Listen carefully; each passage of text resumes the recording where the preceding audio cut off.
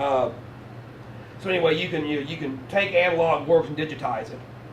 As long as there's no digital version available. Materials must be uploaded onto a server to be disseminated only to students enrolled in a secure class course, which means it has to be password protected. You can't just put it up on the web that anybody can access it. So when you're doing that sort of thing, you go through WebCT, where it's password protected and only students. That's very important. Only the students registered in the class can access it. The materials cannot be made available to the public, especially while the course is not in session. Materials should be made available during class time of a regular course offering. I mean, because I teach an online class in the summertime, and of course I have it available from X date to another X date, and after that, even the students enrolled in the class can't access it. So I mean, that's what you really have to do. It has to be only for the time that the class is meeting.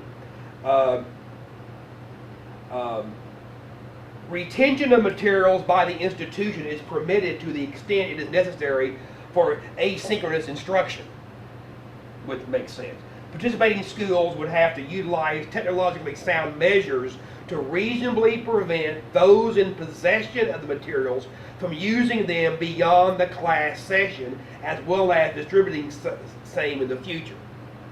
So you have to have, in other words, if you're doing video or whatever, you have to make sure that students can only access it during the class. They can't download that to their own computer and then use it later or do whatever they want to with it.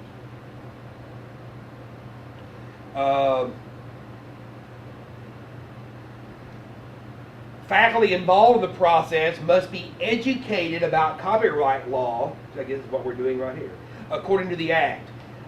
In fact, the statute puts a lot of impetus upon the institution to create institutional policies that make sure that everyone abides by the law. In general, supervision and policing by the school and instructor are deemed crucial so as to protect the rights of the copyright holder regarding performance or display at the institution. And the institution must provide notice to students that materials used are or may be copyrighted, as well as informational materials concerning copyright on the whole.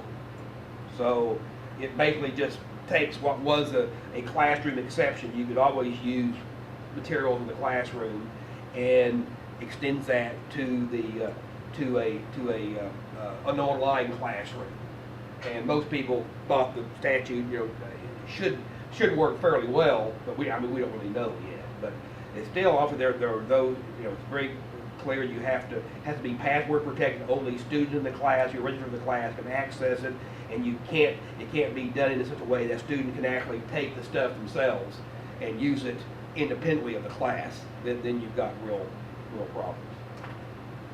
Okay? Questions?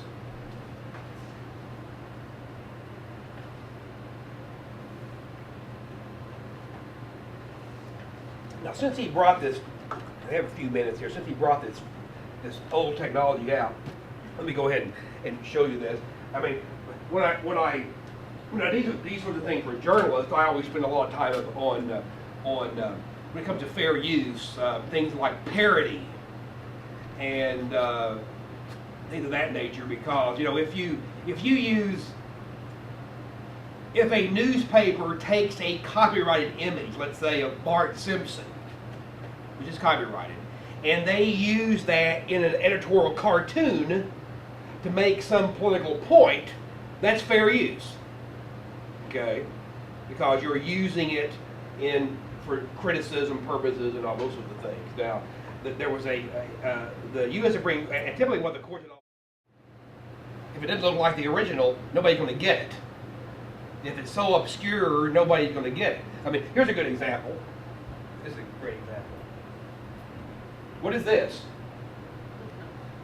This is a parody on Cliff Notes.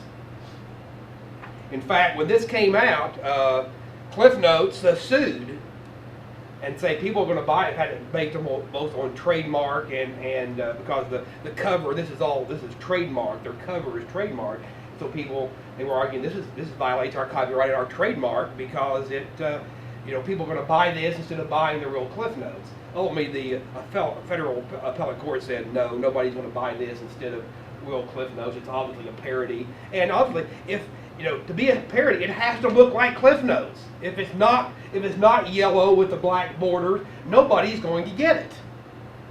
So in other words, for parody to work, you've got to take enough of it's got to look like the original. You've got to copy enough of the original to conjure up that image, but then you've got to transform that original into something new.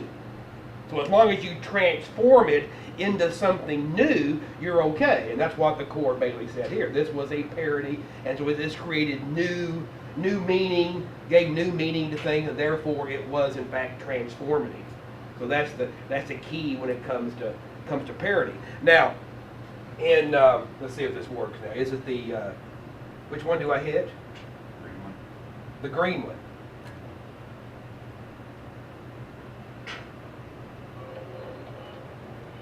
How's the volume? How do you get the volume up? Well, this is what I don't really care about anymore. Anybody hear that?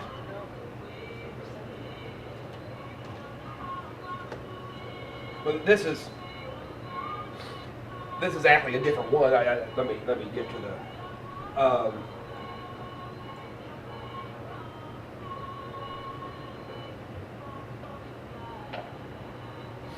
Okay. And to stop it, you hit that. Which one do you hit? Anyway, this was an example of this song was found to be a copyright infringement of the other song. George Harrison ended up losing a suit because this was really copied the heart of the other song by the Chiffons, She's So Fine. And because in music the basic, there's about 3 or 4 measures there of the basic. And now this is what I really want to talk about. This is Pretty Woman. We've all heard Pretty Woman.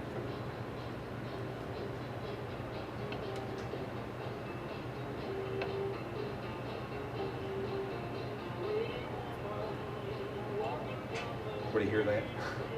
We all know Pretty Woman from Rick Orbison. Well, Two Live Crew did a parody version of this, and after they basically the copyright owner refused to give them permission, but they did it anyway, and then they sued. Now here's the Two Live Crew version. Oh, there we go.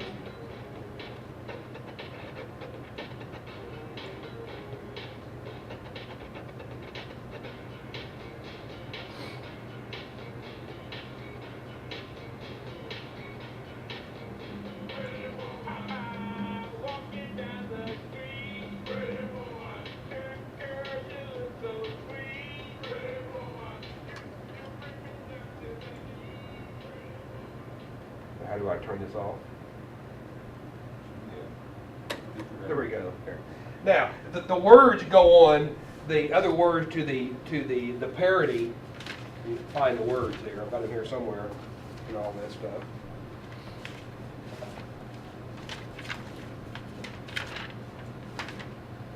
I know I got those words out. What did I do with them? Oh, here they are. The second stanza, big hairy woman, you need to shave that stuff. Big hairy woman, you know I bet it's tough. Big hairy woman, all that hair ain't legit, cause you look like Cousin It. Big hairy woman. Then bald-headed woman, girl, your hair won't grow. Bald-headed woman, you got a teeny weeny afro, et cetera, et cetera. So anyway, the case gets to the U.S. Supreme Court. This goes to the United States Supreme Court on whether or not this is copyright violation. Now the appellate court had ruled in favor of Pretty Woman, saying that because this was a commercial this was for commercial purposes, it can never be fair use, basically.